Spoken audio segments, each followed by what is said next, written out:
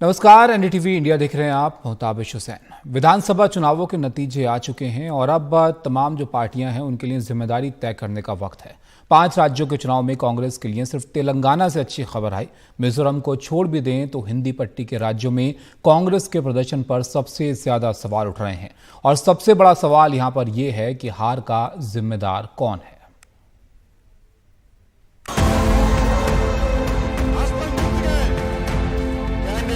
वक्त ने ऐसा सितम किया कि जिस नेहरू गांधी परिवार के नाम पर कभी लोग अपना वोट कुर्बान कर देते थे, आज उस परिवार के वारिस राहुल गांधी का हाथ खाली है। 5 राज्यों में हुए विधानसभा चुनाव में हिंदी पट्टी के तीनों राज्य छत्तीसगढ़, राजस्थान और मध्य प्रदेश में कांग्रेस हार गई। तो सवाल उठा कि हार का जिम्मेदार कौन है।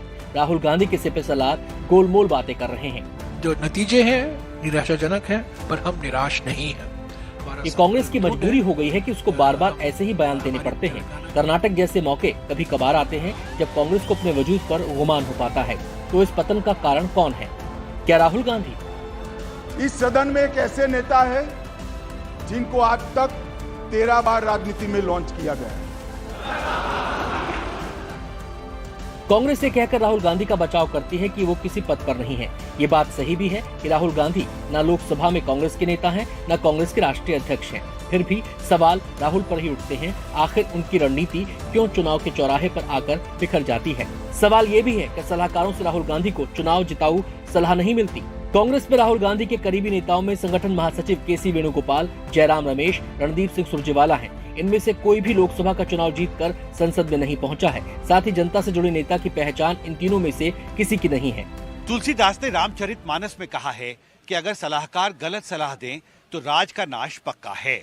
कांग्रेस के सलाहकार अगर सही सलाह देते हैं और फिर भी राहुल गांधी की हर चुनाव में भद पिटती है तो सवाल सलाहकारों पर भी जरूर उठेंगे।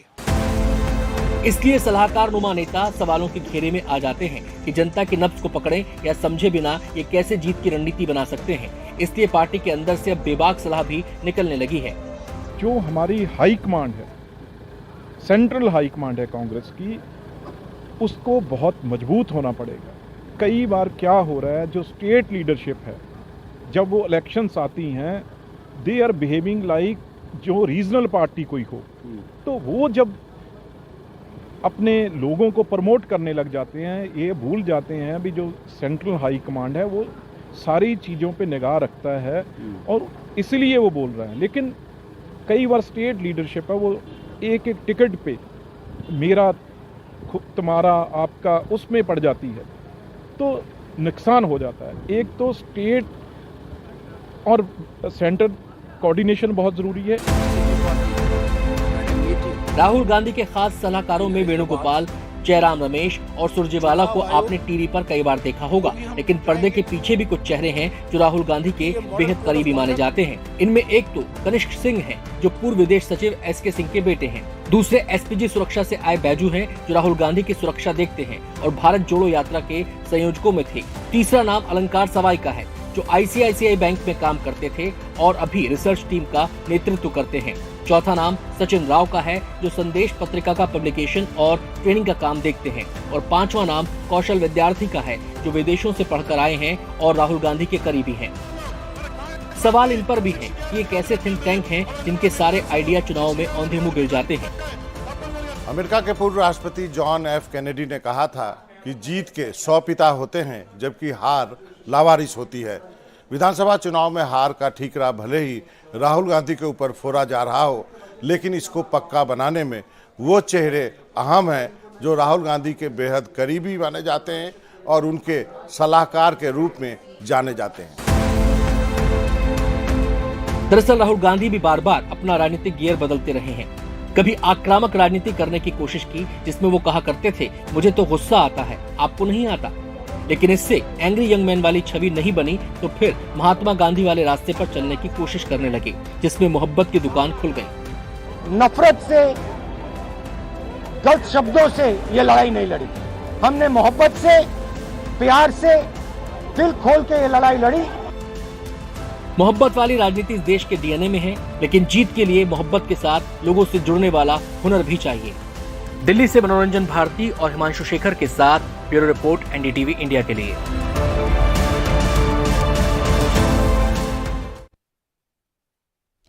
कांग्रेस की हार की कई वजहें गिनाई जा रही हैं। संगठन में एकजुटता के अभाव के अलावा क्षेत्रीय नेताओं के अति आत्मविश्वास को भी वजह बताया जा रहा है।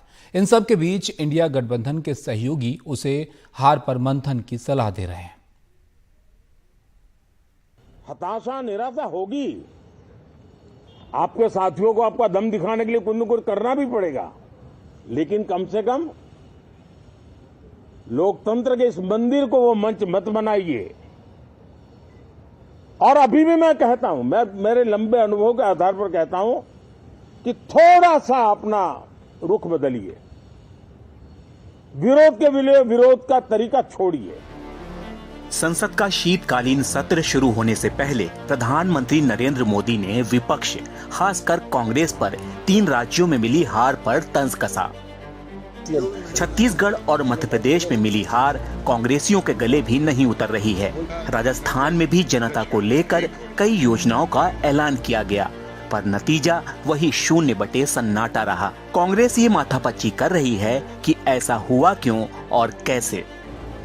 मुझे लगता है कहीं ना कहीं वजह है, हम लोग के लिए भी शॉकिंग है। हमारा वोट परसेंटेज मात्र 1% घटा है छत्तीसगढ़ में, लेकिन क्या चूक थी कि हम लोगों को अपनी गारंटी बताने में विफल हुए, इसकी हम समीक्षा करेंगे। कम से कम 52 एमएलएस का हार हुआ है राजस्थान में। छत्तीसगढ़ में भी सिटिंग एमएलएस का ऊपर एंटी इनकम्बेंसी था, और इसलिए ये सारे चीज फैक्टर्स है। और कांग्रेस पार्टी 40% का वोट लेके आई है स्टेट्स में, और दोबारा वापस कांग्रेस पार्टी पार्लियामेंट में बहुत अच्छी तरह से इसी स्टेट्स में जीतेगी। चुनाव से पहले कांग्रेस आत्मविश्वास के रथ पर सवार थी।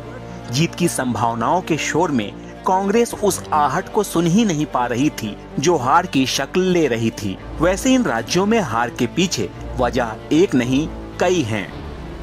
इन राज्यों के नेताओं में जीत को लेकर जरूरत से ज्यादा आत्मविश्वास था। आपसी लड़ाई जमीन पर भी थमती नहीं दिखी।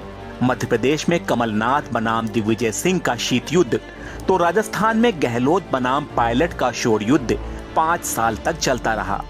राष्ट्रीय नेतृत्व के फीडबैक को नजरअंदाज कर अपने मन मुताबिक टिकट बांटे गए। दूसरी तरफ कांग्रेस और उसके क्षेत्रीय क्षत्रप अपनी नीतियों को लोगों तक सही तरीके से नहीं पहुंचा पाए। कांग्रेस के कार्यकर्ता भी अपने लोगों को बूथ पर लाने में विफल रहे। छोटी पार्टियों को साथ लेने से परहेज किया। यहाँ तक कि इंडिया के सहयोगी दलों के प्रति भी कई बार उनका रवैया अपमानजनक रहा। जैसे कि कमलनाथ ने एसपी सुप्रीमो अखिलेश यादव को पहचानने से भी इनकार कर दिया था। सर, अखिलेश यादव ने आरोप लगाया कि कांग्रेस ने धोखाधड़ी की। इसका असर है कि अब छोटी छोटी पार्टियां भी कांग्रेस को बड़ी बड़ी सलाह दे रही हैं। हार कैसे हो गई, हम ये एहसास है हमें कि हमारे सामने जो पार्टी है वो साम दाम दंड भेद ईवीएम एडमिनिस्ट्रेशन कोई भी स्टोन अनटर्न नहीं छोड़ते वो लोग, और वो हर तरह से चुनाव जीतते हैं, चाहे एथिकल हो चाहे नॉन एथिकल। अगर राज्यों में इंडिया गठबंधन होता तो ज्यादा फायदा होता। कहीं ना कहीं उनको अपना आत्मचिंतन करना पड़ेगा, कहाँ गलतियां हुई, कैंडिडेट सिलेक्शन में हुई, कोऑर्डिनेशन में हुई, कम्युनिकेशन में हुई, किस तरीके से भूल सुधार कर सकते हैं। वो लोकसभा से पहले आते आते वो भूल सुधार करेंगे। हिंदी पट्टी में जिस तरह से कांग्रेस की हार हुई, उससे राष्ट्रीय राजनीति में कांग्रेस के लिए मुश्किल खड़ी हुई है। विपक्षी गठबंधन इंडिया में कांग्रेस की हैसियत अब पहले जैसी नहीं रह जाएगी। वो अपनी बात को उतनी मुखरता के साथ नहीं रख पाएगी जितना वो असरदार तरीके से रखती थी। राहुल गांधी के नेतृत्व और दूरदर्शिता पर भी सवाल खड़े होंगे।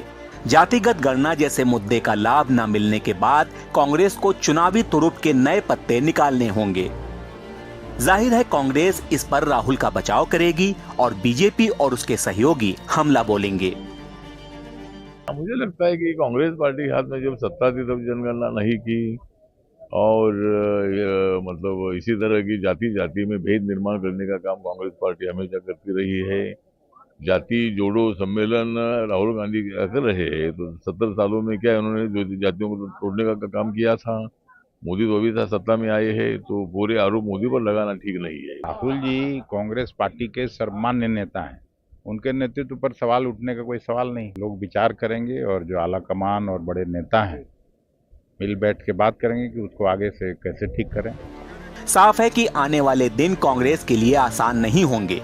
उसके सामने सबसे बड़ी चुनौती बीजेपी तो है ही, साथ में ये भी कम बड़ी चुनौती नहीं है कि कैसे वो अपने साथियों को साथ लेकर चले, जिससे वो 2024 में बीजेपी का अभेद किला उखाड़ फेंके। जो नतीजे हैं निराशाजनक हैं, पर हम निराश नहीं हैं। हमारा संकल्प दृढ़ है। हमारी तेलंगाना की सरकार बनने वाली है। जल्द ही शपथ ग्रहण का समारोह होगा। 3 राज्यों में हम एक रचनात्मक विपक्ष की भूमिका निभाएंगे। 6 दिसंबर को इंडिया गठबंधन की बैठक है। जाहिर है हार का स्वाद चखने वाली कांग्रेस को मोल तोल का स्वाद भी चखना होगा, लेकिन कांग्रेस पहले भी कई बार लगभग डूबकर उभरी है। अब देखना यह है कि वो इस चुनौती से कैसे पार पाती है। नई दिल्ली में मनोरंजन भारती के साथ राजीव रंजन, एनडीटीवी इंडिया।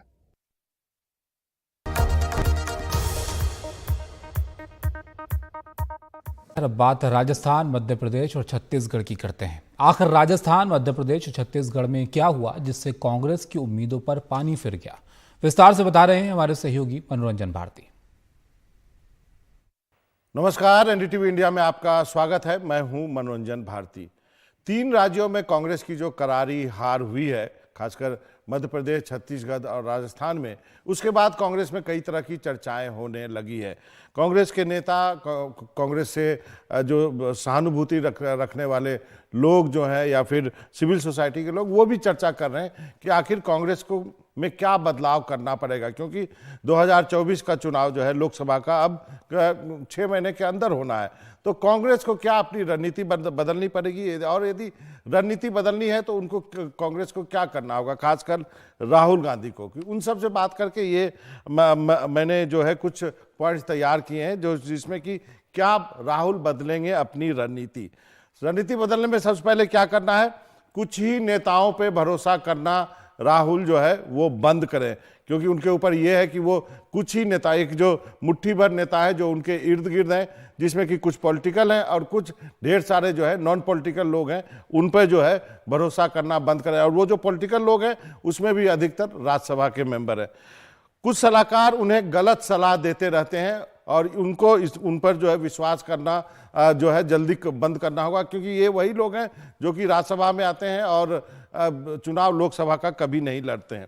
प्रधानमंत्री को भला बुरा कहना बंद करना होगा, क्योंकि आप लोगों ने देख लिया कि रफाल से लेकर के चौकीदार से लेकर के अभी जो हाल के दिनों में कुछ बयान आए विधानसभा चुनाव से पहले, उससे कुछ कांग्रेस को फायदा हुआ नहीं, उससे नुकसान ही हुआ है। उत्तर से अच्छा दक्षिण है ये बताना भी बंद करें, क्योंकि आजकल ये बड़ा चल गया है कि दक्षिण के राज्य चूंकि कांग्रेस जीतती जा रही है तो दक्षिण के लोग जो है वो शिक्षित हैं, अच्छे हैं, उत्तर के लोग जो हैं वो धर्म के प्रेमी हैं और नौकरी करने के लिए साउथ जाते हैं, लेकिन जो वोट जो है उत्तर में बीजेपी को देते हैं। ये नैरेटिव अब चलेगा नहीं। बीजेपी को कोसने को छोड़ करके अब उनको अपनी रणनीति पर बात करनी चाहिए कि भाई आप क्या प्रोग्राम लेकर के आ रहे हैं और आप क्या डिलीवर करेंगे यदि आप सत्ता में आते हैं, उस पर बात करनी चाहिए।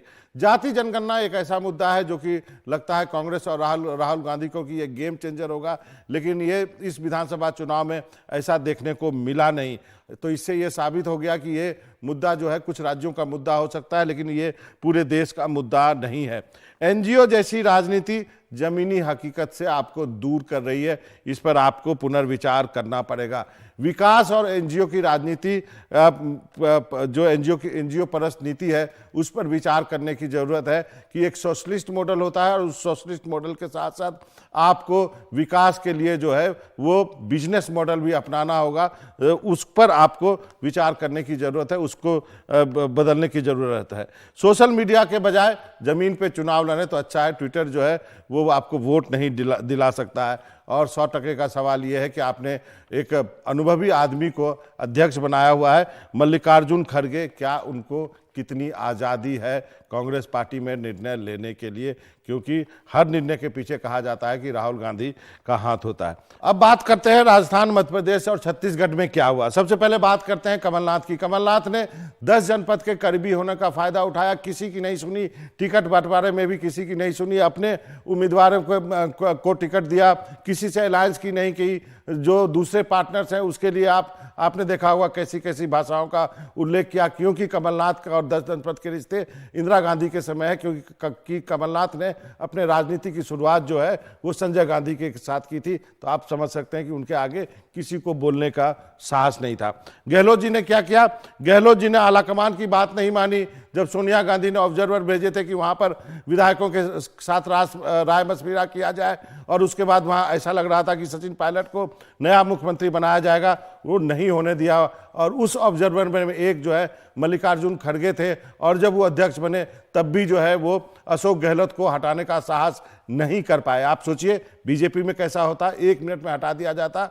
बीजेपी के तरह कांग्रेस ने कार्रवाई नहीं की, ये सबसे बड़ी भूल रही कांग्रेस आला कमान की। यदि कार्रवाई कर दिए होते, नया मुख्यमंत्री होता, तो आज राजस्थान की तस्वीर कुछ और होती।